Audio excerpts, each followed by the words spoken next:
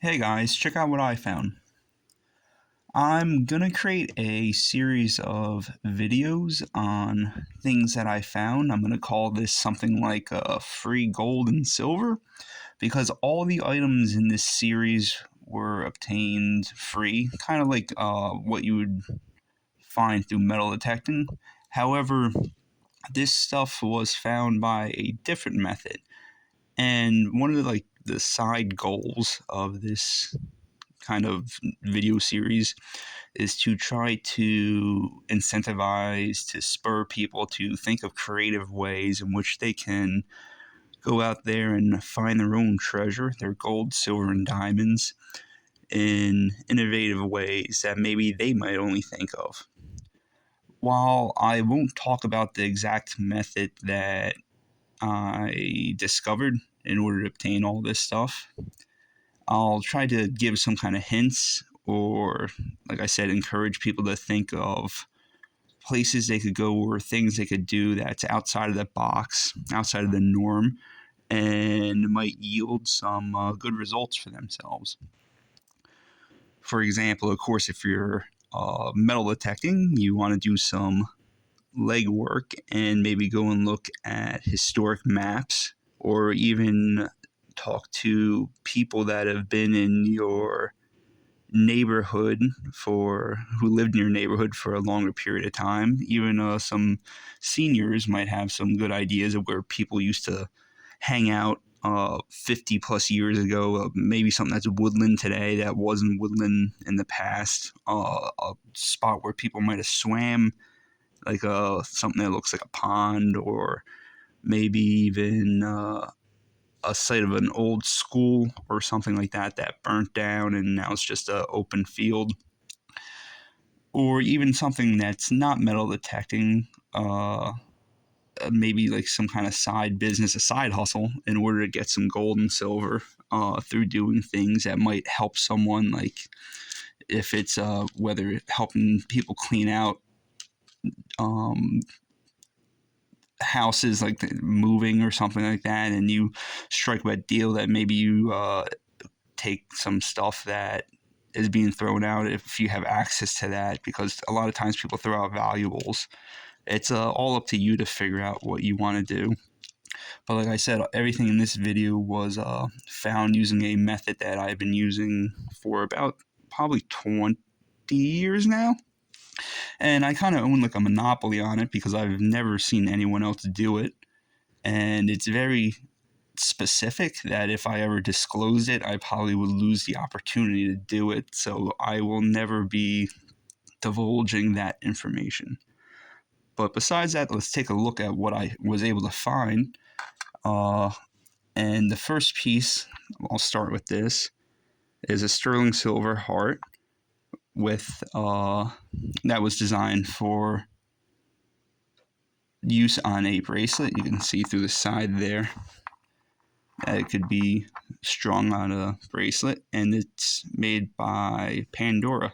Pandora jewelry could be distinguished by their silver marking. Some Pandora is not silver. It's some proprietary blends of metal, but this one's marked ALE, and that's a hallmark for Pandora. We had this little cubic zirconia stud, not really that little. Probably on the larger side, probably like a half carat if it was a real diamond, it'd be like a half carat diamond. And the method that I use to recover my jewelry is kind of destructive. So I would say about 60% of the jewelry that I find is broken in some form, whether completely destroyed like this. This was a 14 karat gold earring that broke apart. And I kind of just have this bead part and the part of the loop that would go through the ear. And this was probably a hinge back at one point, but that's gone. I was able to recover two pieces of it. The third piece will probably never be found. And like I said, about 60% of the jewelry is totally obliterated when I find it, because I'll even find, my eyes are pretty good, and I'll even find small things like this, maybe like an inch of broken box chain. And now it's silver as well. But of the jewelry that's broken, like I said, 60%. Probably 20% of it could be repaired to look normal. So what I would say is something like this, or the previous stud. This piece is sterling with diamonds, and it's very small diamond chips in it, but it has a nice it catches the eye nice, and it has a nice like cage on the back and kind of like filigree design.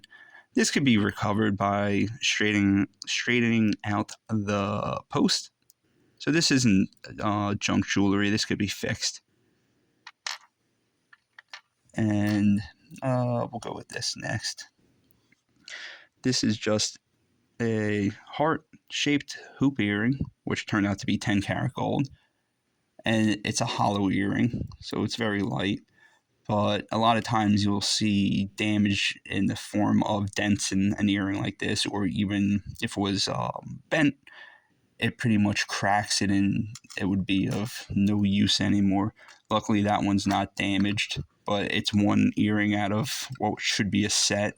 So it's kind of some people might put in like a third hole or something, but it's kind of hard to do anything with it. I would just like try selling it for the price of gold, just because I wouldn't want to see it melt it down. But if someone wants to use it for something, that would be great, because I don't like seeing jewelry be destroyed, really, especially if it's something that's usable still. And here is a little golden butterfly, 14 karat gold. And I don't know if I mentioned, but that broken earring, the bead one, was 14K as well. And this was part of an earring. It's missing the post. Here's a 14 karat gold earring with cubic zirconia. And here's just two big cubic zirconia, or one small one, one big one. And a lot of times I'll find them chipped up, they're missing corners. So someone might hit it on a rock or strike it on some kind of other hard object and crack the stone, and then it falls out of the setting. And the best piece I found was this one. It's a hinged earring. You can see the hinge at like the 3 o'clock position. And I fell open. I got to straighten it out a little bit more. But it was really bent up when I first found it. And it just has a white stone, maybe like a white topaz, or again, it doesn't quite look like a cubic zirconia. They have a different shine to it. I think it might be a topaz. But it's tested 22K, and for a little chunk of gold, it kind of looks like a butterfly or something like that. For a little chunk of gold, it's high purity and has some value to it. But overall, this is just what I found in doing something very simple, and it's a great way to build your tally in gold and silver for the year. Or if you want to start building like a collection of gold and silver, if you take a little bit of time, I encourage you to sit down, think things through, and try to come up with a game plan and a strategy on what you can do as well.